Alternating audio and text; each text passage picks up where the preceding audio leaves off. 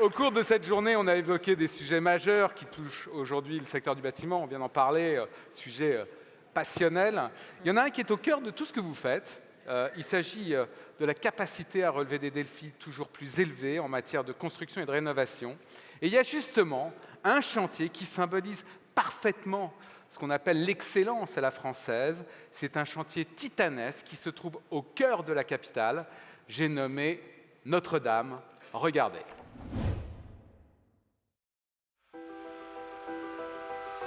Le chantier de Notre-Dame de Paris, c'est vraiment un défi qu'on donne aux compagnons d'aujourd'hui de pouvoir faire ce qu'ont déjà fait avant eux des compagnons au XIXe siècle.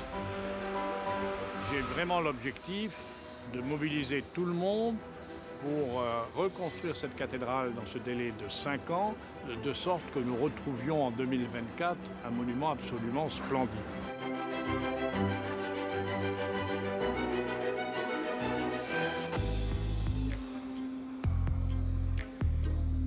Le chantier de Notre-Dame, il est exceptionnel par ses dimensions. Donc on a 42 000 m² de parements à traiter, on a 75 dalles à changer, on a 200 éléments de remplage à changer dans tous les sens. On a estimé que dans la cathédrale en entier, il y avait à peu près plus de 400 km de joints. Le travail qu'on nous a confié sur la cathédrale correspond à peu près à 80 m² de vitraux à restaurer. Et ensuite, on arrive à 300-350 panneaux de vitrail. Donc c'est absolument énorme en fait ce qui est engagé sur Notre-Dame actuellement.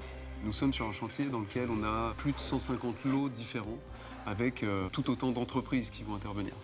Sur un site qui est extrêmement contraint. On est en plein cœur de Paris, entouré des bras de la Seine et avec des problématiques de logistique qui sont très fortes. Il y a également un défi qui est un pilotage commun pour respecter un délai dont on sait qu'il est très exigeant. Le chantier de Notre-Dame, il est aussi exceptionnel par la quantité d'individus qu'il y a sur site. Donc sur les gros chantiers, on peut monter à 10-12 charpentiers maximum. Sur Notre-Dame, on va devoir monter à environ 50-60 charpentiers. En France, qualifié en monument historique, c'est très rare dans une seule entreprise. Donc là, c'est pour ça que le groupement MDB, Cruard, Asselin et Lebras se sont réunis pour pouvoir obtenir cette force de frappe. Ici, ce qui est exceptionnel, c'est justement d'arriver à mélanger des entreprises qui normalement sont concurrentes. Et ça, bah pareil, on le retrouve pas tous les jours. Si c'était un chantier normal, on le phaserait, et on ferait une partie après une autre partie, et ça durerait peut-être des années. Là, on veut le faire tout en même temps. Là, ça fait comme une chorégraphie en fait. Et chacun doit trouver sa place dedans et avancer de façon à ne pas bloquer la machine. C'est ça qui est intéressant. Sur ce chantier-là, il n'y a plus d'entreprises concurrentes. Nous sommes une seule et même entreprise. Nous travaillons tous ensemble. Tous les intervenants sont mobilisés. Tous n'ont qu'une envie, c'est que le chantier avance véritablement et qu'on le fasse ensemble. Il y a véritablement un défi de temps et de qualité d'exécution. Et nous avons réfléchi précisément pour répondre à cela en créant un nouvel atelier dans lequel pourraient travailler toutes les entreprises du groupement. Et nous avons décidé de positionner cet atelier à proximité d'un site avec lequel on souhaiterait pouvoir travailler, qui est le port fluvial de Gennevilliers, en aménageant directement sur les quais une barge qui permettra demain de lever les éléments finis et de les poser directement sur la toiture de Notre-Dame. C'est un défi technologique parce que justement cette charpente n'existe pas et qu'il faut qu'on modélise notre couverture donc à l'aide des outils modernes. Travailler dans le patrimoine avec le BIM, avec des nuages de points, avec des choses qui nous permettent de restituer ce qu'était Notre-Dame avant l'incendie, nous permet aujourd'hui d'assembler à la fois ces techniques de pointe et le savoir-faire du geste, le savoir-faire ancestral du couvreur. Ce qui rend ce sujet-là particulièrement passionnant, c'est cet assemblage entre le savoir-faire traditionnel et l'innovation. Elle a 800 ans, la cathédrale, donc elle a les poussières tout là-haut, elles n'ont jamais été faites, plus les poussières générées par l'incendie, les cendres, etc. Toute la cathédrale sera nettoyée, vitraux, sculptures, tous les éléments intérieurs compris. On retrouve une pierre éclatante, blanche, lumineuse, ce qu'on n'avait pas quand on rentrait avant à Notre-Dame. En 2024, on rentrera dans la cathédrale. On verra la cathédrale comme aucune génération ne l'a jamais vue. Et ça qui est assez incroyable. Parce Parce qu'on va retrouver véritablement la couleur originale, comme au moment de sa construction. Le patrimoine, c'est la richesse du savoir-faire français. Restaurer cette charpente, de la refabriquer, ça va nous permettre aussi d'apprendre et de transmettre ce savoir-faire d'assemblage, ce savoir-faire de tracé pour les jeunes. C'est aussi montrer l'excellence de nos métiers en France. C'est-à-dire qu'on a des entreprises qui sont capables de prendre à bras-le-corps ce type de chantier et il fallait être présent pour ça aussi. Ça nous permet de revaloriser ces métiers-là manuels, de revaloriser l'apprentissage. Parce que justement, ça touche à des symboles, ça permet de les valoriser et ça dégage du sentiment humain. Donc ça, c'est génial.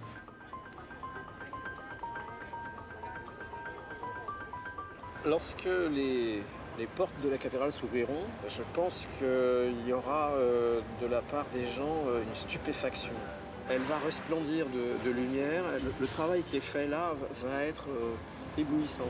Le monde entier nous regarde. Cette affaire de Notre-Dame concerne le monde entier. Il ne faut pas que la France rate le défi qu'elle s'est fixé à elle-même. 5 ans, c'est ce que nous allons faire.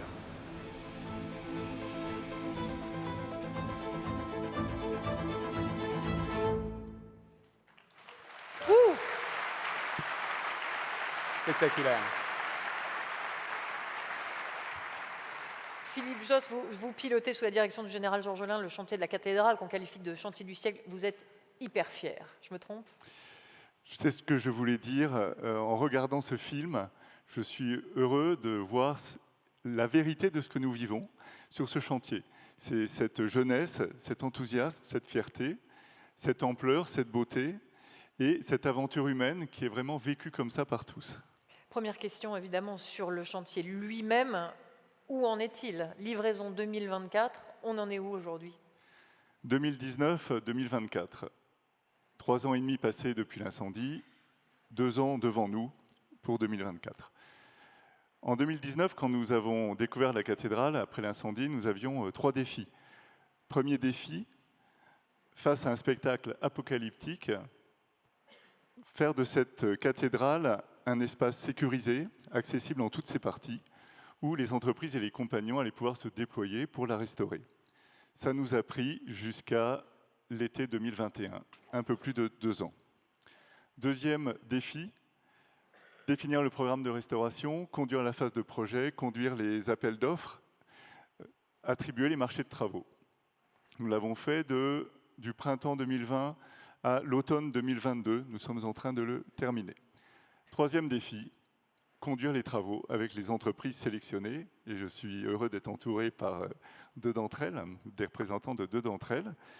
3 ans pour conduire les travaux et nous sommes donc un peu plus d'1 an après 3 ans de l'automne 2021 à l'automne 2024. Donc aujourd'hui dans la cathédrale, les travaux sont en train d'être conduits. Nous avons pour l'essentiel des restaurateurs et des artisans d'art qui nettoient et qui restaurent les intérieurs. Et nous avons les maçons et tailleurs de pierre qui ont pris place, qui sont en train de terminer de remettre en place la première des voûtes effondrées depuis l'incendie. Et bientôt, les charpentiers les rejoindront. Actuellement, ils travaillent en atelier en divers lieux de France. Quels sont les enjeux les plus importants pour vous, outre restituer le chantier à la bonne date, mais les enjeux les plus importants? Pour situer les enjeux, je vais d'abord évoquer 3 caractéristiques de ce chantier. La première, c'est qu'il est financé grâce à la générosité de 340 000 donateurs, que nous ne remercierons jamais assez, et c'est évidemment un atout essentiel d'être financé. Le deuxième enjeu, c'est que nous avons un objectif de délai. Il a été fixé par le président de la République, autant dire qu'il s'impose à nous. Ce délai 2024, ça ne nous facilite pas la tâche, objectivement. Mais en même temps, c'est encore un atout très important, parce que ça nous mobilise, ça nous oblige à nous battre tous les jours.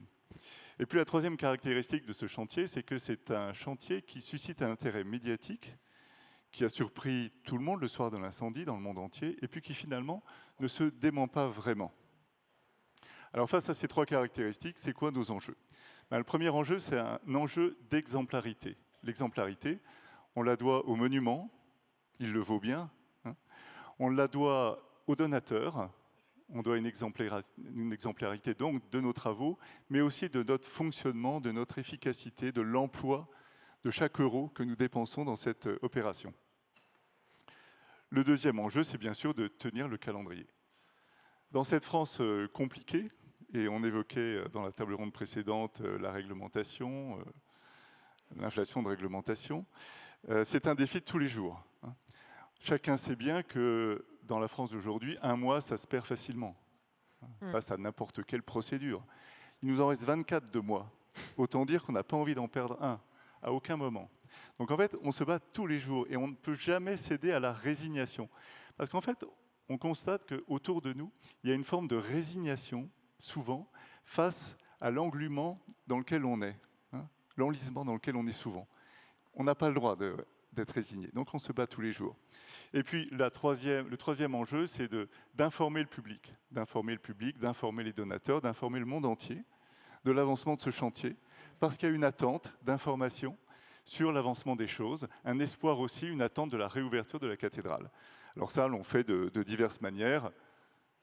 J'ai apporté juste pour montrer l'une de nos publications, mais on a des expositions en partenariat avec diverses institutions et entreprises qui circulent dans le monde entier. On a beaucoup de choses. Un mot rapide, on va donner la parole dans un instant à ceux qui participent à la rénovation de Notre-Dame. Il y a eu un appel d'offres immense pour les entreprises, parce qu'il y a tous les corps de métier, il y a des menuisiers, il y a des tailleurs de pierre, il y a des vitriers, il y a absolument tous les corps de métier du bâtiment et de restauration du patrimoine qui sont représentés sur ce chantier. Est-ce que ça a été facile de trouver les bonnes entreprises ?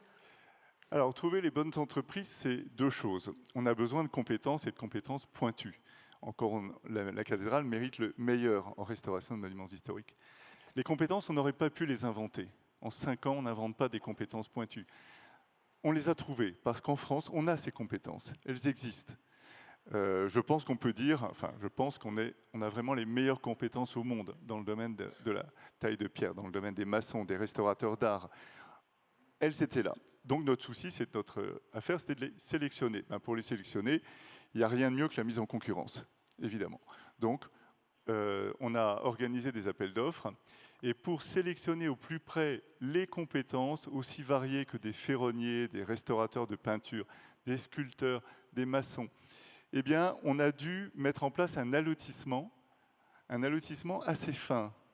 D'une certaine manière, on s'est compliqué la vie, puisqu'on a plus de 100 lots de travaux. Et on a par exemple, pour un ferronnier qui va restaurer, nettoyer des grilles ou des balustres sur les tribunes de Notre-Dame, il y a un appel d'offres de travaux qui va peut-être faire 50 000 €. Et puis, pour l'ensemble de nos échafaudages, on aura un appel d'offres évidemment d'un montant plus important. Donc on a mis en place un allotissement qui identifie chacun des métiers d'art ou des métiers du patrimoine concernés pour pouvoir, en analysant les offres, vérifier que c'était les meilleures compétences qui s'étaient déclarées, et au résultat, on est vraiment très heureux des entreprises qui travaillent pour nous. Alors justement, je vais me tourner vers deux d'entreprises, et notamment vous, Marc-Henri Ménard, vous êtes président du groupe Orige, spécialisé dans la restauration du patrimoine. Sur quelle partie de la cathédrale, aujourd'hui, vos équipes travaillent-elles ? Alors, nos équipes, en tout cas celles qui font partie du groupe, on intervient sur 7 lots. On parlait d'allotissement, 7 lots, 4 lots de restauration intérieure, 2 lots de maçonnerie pierre de taille en groupement. Et puis avec d'autres entreprises. Avec d'autres entreprises, oui. Et aussi sur un lot de charpente, le lot phare, le lot de la flèche, où là on est petit pousset, mais on fait partie aussi de l'équipe de charpentiers qui est là, qui est installée. Donc vous avez combien de personnes aujourd'hui en ce moment ? Aujourd'hui c'est encore calme. J'en viens, j'y étais mercredi. Ça va encore. Les tailleurs de pierre travaillent dans un calme relatif et ils ont de la place. On devrait monter pour notre partie à environ 100 personnes à peu près, en comptant les gens d'atelier et les gens de chantier, 100 personnes. Et je pense que M. Josse nous dira combien de personnes on attend au maximum, peut-être plus de 500 je pense. On devrait au maximum vers la mi-2023 être au moins à 500-600 personnes sur la cathédrale. Et sur l'ensemble de la France, on dépassera le millier d'intervenants dans les différents ateliers ou sites des diverses entreprises. Alors justement, par exemple, aujourd'hui, actuellement ou à date, quelles ont été les interventions les plus délicates pour vous ? Pour l'instant, ça va. Alors, quelles pour l'instant, seront-elles les choses. Non, mais pour l'instant, voilà. C'est facile, en fait. 6 mois. On en reparle dans 6 mois. On en reparle dans 6 mois, oui. Non, mais pour l'instant, il n'y a pas encore trop de monde. Donc, on s'est lancé sur la première voûte et on a livré. On nous a même raccourci certains délais, puisque à l'intérieur de l'enjeu du délai global de 2024, on nous a même trouvé des petits points de passage un peu raccourcis pour pouvoir livrer au public, livrer aux caméras du monde entier. Je ne sais pas si elles seront montrées, mais voilà, le transept sud. La voûte du transept sud a été remontée cette semaine et elle a été livrée cette semaine. Le transept est achevé. C'est quelque chose qui sera exceptionnel. Je ne sais pas qui le montrera, quand est-ce qu'il sera montré. Et ça, c'est très complexe. Ça, c'est l'enjeu. L'enjeu et le délai. Le principal enjeu, c'est de réussir à faire travailler autant de monde dans un espace quand même confiné, dans un délai extrêmement court malgré tout. Jean-Christophe Leny, vous êtes couvreur, artisan. C'est ça. Artisan couvreur, vous êtes également spécialisé dans les monuments historiques. Vous allez intervenir sur le toit de Notre-Dame. Donc si je comprends bien, ça veut dire que vous devez attendre que la charpente soit posée. Et alors, je me demande ce que vous faites en attendant. En attendant, nous faisons les mises au point techniques, les plans en 3 dimensions. Et nous sommes allés justement dans l'entreprise de Marc-Henri cette semaine, aller voir les premiers prototypes de charpente qui vont nous servir après à bâtir les prototypes, les présenter à la maîtrise d'œuvre, faire les ajustements nécessaires pour ensuite fabriquer ces pièces dans nos ateliers. Ça veut dire que vous travaillez ensemble avec Monsieur Ménard, mais pas qu'avec Monsieur Ménard, et que souvent, j'imagine que, je ne sais pas ce qui vous fait rire, mais qu'il y a des entreprises concurrentes qui, là, tout à coup, finalement, travaillent ensemble. Tout à fait. Nous avons fait sur ce projet-là, nous intervenons sur le transept nord et la reconstruction de la flèche, sur la partie couverture. Nous avons fait, dans un premier temps, un mariage de raison, puisque c'est un chantier avec un engagement fort au niveau du planning pour le maître d'ouvrage. Donc nous sommes rassemblés à 4 entreprises, l'entreprise Ballas, l'entreprise UTB, l'entreprise Lebras et nous. Donc ça, c'était le premier mariage. Et ensuite, la passion a tout de suite été, après un mariage de raison, c'est un mariage de passion. Nous avons réuni ensemble notre passion pour ce beau métier de couvreur. Et ce qui est un peu atypique, parce que d'habitude, ce sont des entreprises contre lesquelles nous ferraillons sur les différents marchés. Une fois que ce sera votre tour, ce sera quoi votre défi numéro 1, voire les difficultés auxquelles vous allez devoir faire face?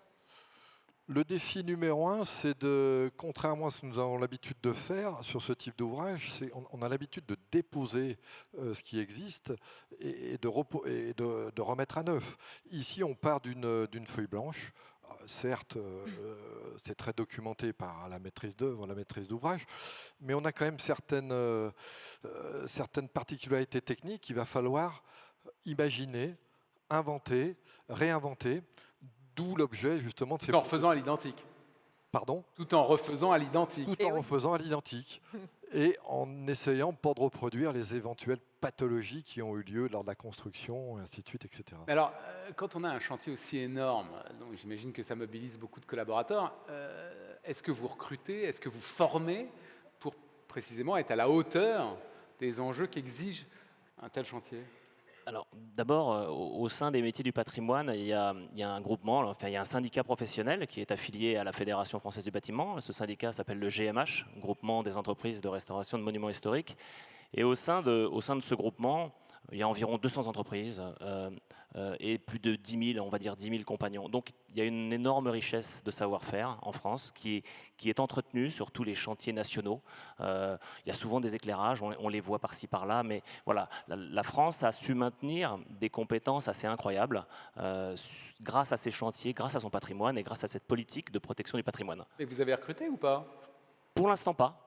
Ah bon. Non, mais pour l'instant pas. Peut-être que les charpentiers couvreurs qui auront des défis peut-être plus lourds. Pour l'instant, le personnel suffit, le personnel que nous avons, le personnel présent dans les équipes du GMH. Toutes les entreprises quasiment présentes sur Notre-Dame font partie de ce groupement, donc ont mis un temps de côté leur compétition pour s'unir plus ou moins fort sur certains lots. Et aujourd'hui, aujourd'hui, je dirais le recrutement, bon, recruter, c'est pas forcément une chose si facile que ça, puisqu'on dit qu'il faut, pour former un bon couvreur, on en parlait il n'y a pas longtemps, un bon couvreur entre 10 et 13 ans, un bon tailleur de pierre, 10 ans. Donc, c'est pas maintenant qu'on va recruter pour fin 2024. Donc, il faut arriver à amortir cette masse de travail le plus intelligemment possible, en faisant appel je dirais, aux compétences internes dans chacune des entités qui sont là, à partager, peut-être plus qu'on ne le ferait d'habitude, entre nous, cette masse de travail qui arrive d'un seul coup. Et alors justement, Jean-Christophe Lenny, ça veut dire que quand on a un chantier où on voit que les compétences, elles ne s'acquièrent pas en quelques mois, est-ce que ça veut dire qu'on va on va faire tapis sur, si je puis dire, pardonnez-moi de l'expression, sur Notre-Dame et être obligé de délaisser un peu d'autres chantiers, non pas qu'il y a des chantiers... Pas du tout, c'était d'ailleurs l'esprit même de répondre en groupement, c'était justement pour pouvoir mobiliser les forces vives à l'intérieur de plusieurs entreprises. Au niveau de la formation, c'est l'ADN de nos entreprises membres du GMH, de former des jeunes. La valeur ajoutée de notre métier, elle est dans la main de nos compagnons. Et je dirais, sans cette... il y en a qui diraient un effort, mais nous non. C'est l'habitude de former, et ce depuis toujours, et accueillir des jeunes dans nos entreprises de monumenterie. Il y a une vingtaine de pourcents, entre 15 et 20% de nos effectifs qui sont en formation en alternance. C'est perpétuel. Et du coup, nous non plus, nous n'avons pas recruté parce que, comme l'a dit Marc-Henri, il faut 10 à 15 ans pour acquérir ce savoir-faire. On n'a pas le temps de le faire et donc les ressources, on les a. Le plus dur, ce sera justement il y a un tel engouement autour de ce chantier, c'est de pouvoir envoyer le maximum de compagnons de nos entreprises pour qu'ils puissent participer sur le chantier. Une réelle volonté de vouloir y participer. Alors, dans ce chantier, il y a une star, hein, pardon, cette star, c'est la fameuse flèche, Philippe Jost. On en est où de la flèche ?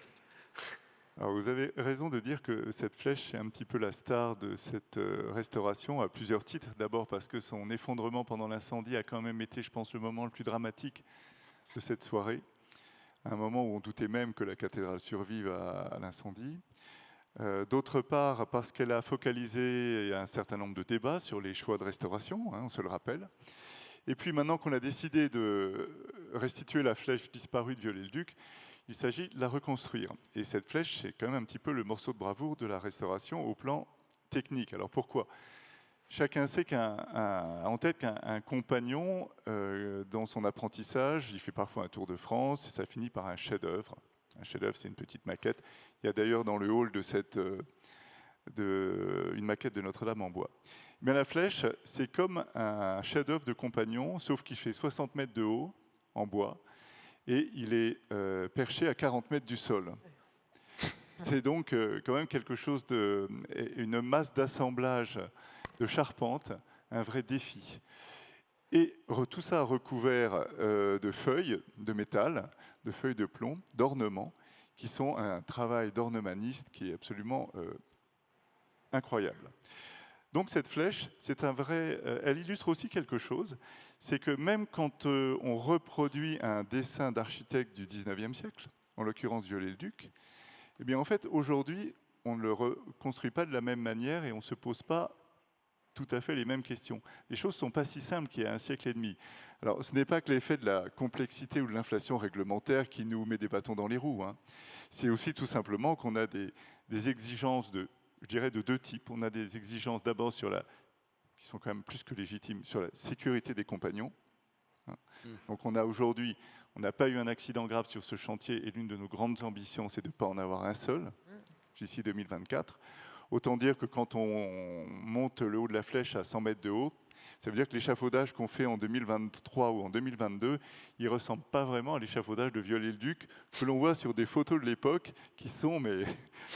à vous donner des frissons dans le dos. Voilà. Et puis, on a aussi des exigences structurelles. On a fait des analyses de résistance au vent. On fait des modélisations de la résistance dans la durée des assemblages de la flèche. Donc, on a aujourd'hui toute une implication de bureaux d'études, d'ingénierie, qui n'existait pas du tout à l'époque où les choses étaient extrêmement empiriques. Alors, il faut tout pour faire un monde. Et d'ailleurs, c'est assez intéressant de voir dans le chantier chez nos entreprises la confrontation d'hommes de terrain qui sentent les choses d'ingénieurs de bureaux d'études, c'est parfois pas simple à accorder.